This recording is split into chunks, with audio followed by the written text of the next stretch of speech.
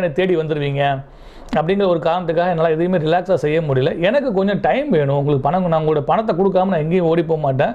நான் அவங்ககிட்ட சொன்னேன், உங்கள் பணம் வந்து நான் கொடுக்கக்கூடாதுன்னு நினச்சா நான் இந்த ஊரை விட்டு ஓடி போயிடணும், அல்லது நான் வந்து சூசைட் பண்ணணும்.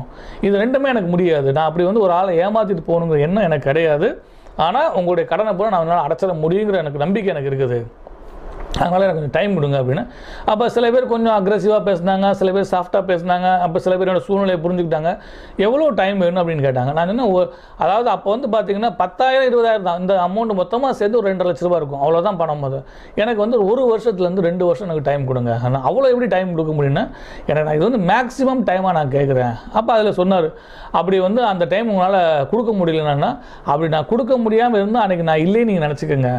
அப்போ தான் கொடுக்க முடியாமல் இருக்கும், நான் வந்து இருப்பேன், உங்களுக்கு கண்டிப்பாக நான் செட்டில் பண்ணுவேன் அப்படின்னு. அப்போ தான் வந்து எனக்கு வந்து நம்ம வந்து மனசை வந்து ரிலாக்ஸாக ஒர்க் பண்ண